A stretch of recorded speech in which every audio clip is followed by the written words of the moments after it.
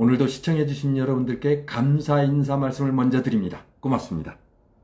김남진 박사와 함께 가지야! 뱃살 빼기가 참 힘들다는 말씀들을 많이 합니다. 여러분들 중에도 그런 사람들이 많이 있으실 거라 생각이 듭니다. 뱃살에 대한 얘기를 계속하는 이유는 무엇인가요?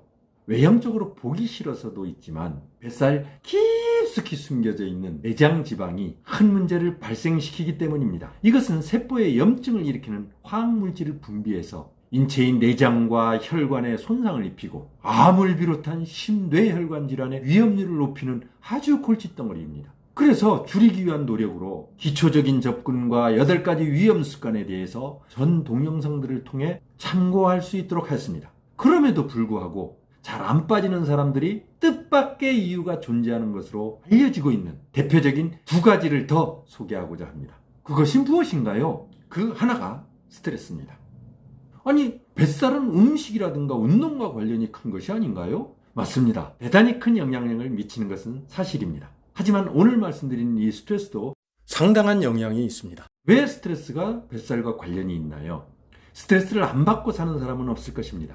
살아있다면 하루를 스트레스로 시작하고 스트레스로 끝난다 해도 과언이 아닐 정도로 생활 속에 자리 잡고 함께 생활하고 있다 할 수 있습니다. 일정 부분의 스트레스는 필요하다는 뜻이기도 합니다.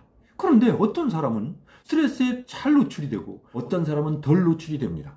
또 스트레스에 잘 노출이 돼도 굉장히 잘 풀어버리는 사람도 있지만 아주 오래가는 사람도 있습니다. 이것은 성격이라든가 가치관 또는 환경적인 요인들, 심지어 생활 습관의 차이일 수도 있습니다. 분명한 것은 스트레스에 잘 노출되거나 특히 잘 풀지 못해서 스트레스 수준이 높아지는 사람들은 코티졸이라는 스트레스성 호르몬 분비도 높아진다는 사실입니다. 이것은 더 많은 음식을 섭취하게 하여 뱃살을 비롯한 비만을 유발할 가능성을 아주 높게 만듭니다. 코티졸이요? 코티졸이 뭔가요? 코티졸은 스트레스 호르몬의 하나로 인체 내에서 급박한 스트레스가 발생하면 이에 대항하기 위해서 인체에 필요한 에너지를 쫙쫙 공급해주는 아주 착한 역할을 합니다. 그런데 많이 분비가 되면 혈압이나 혈당을 올리고 식욕도 올려서 복부에 쌓이게 하는 특징을 가지고 있습니다.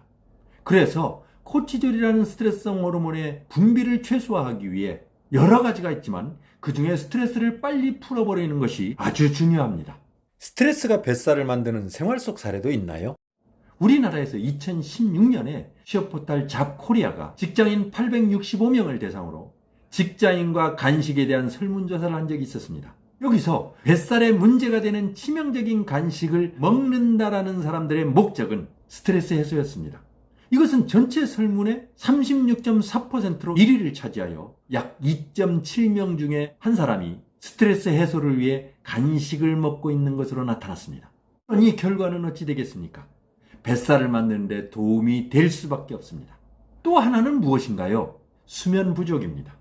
이것은 잠을 자는 시간이 부족하거나 환경적인 요인이나 몸과 마음의 충격, 기타 여러 가지 요인들로 인해서 잠을 잘 못 자는 것을 말합니다. 잠을 잘 못 자거나 조금만 자면 마르지 않나? 하는 사람도 있습니다. 물론 특수한 경우 예외적인 사람도 있습니다. 하지만 대부분은 잠이 부실하면 뱃살에 부정적인 영향이 더 큽니다. 수면 부족과 뱃살의 구체적인 관계는 무엇인가요?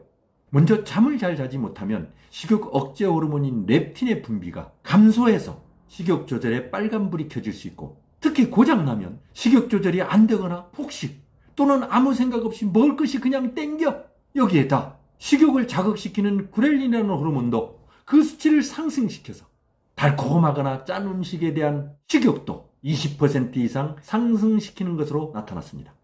그럼 충분한 수면이 되면 어떤 현상이 일어나나요? 충분한 수면이 되면 적당히 먹었을 때 배불러, 그만 먹어야지 하는 식욕 억제 호르몬과 배가 고파야 배고파, 밥 먹어야지 하는 식욕 촉진 호르몬 등의 분비가 정상적으로 가동하는 데 도움이 되는 것입니다. 뱃살에 관여하는 또 다른 것은 없나요? 잠자는 사이에 분비되는 성장 호르몬도 있습니다. 이것은 꼭 성장을 위해서만 필요한 호르몬은 아닙니다.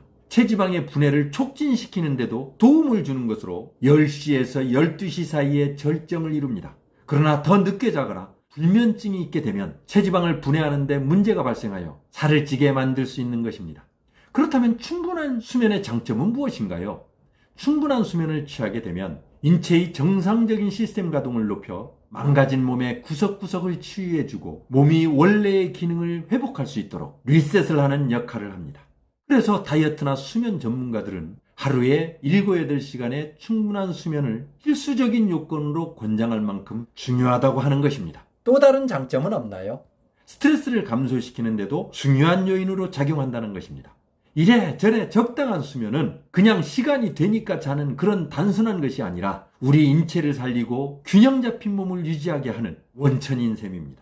그러니 잠자는 시간을 아깝다고 생각해서는 안 됩니다. 낭비한다 생각하면 안 됩니다. 나를 위해, 내 건강을 위해 재투자하는 시간이기 때문입니다. 이렇게 충분한 수면은 그럴 만한 가치가 분명히 있습니다. 그런데도 밤늦게 자거나 수면 부족 등으로 불완전한 몸과 뱃살을 동시에 가지고 살겠습니까? 선택은 여러분들 몫입니다. 오늘은 여기까지. I'll be back soon.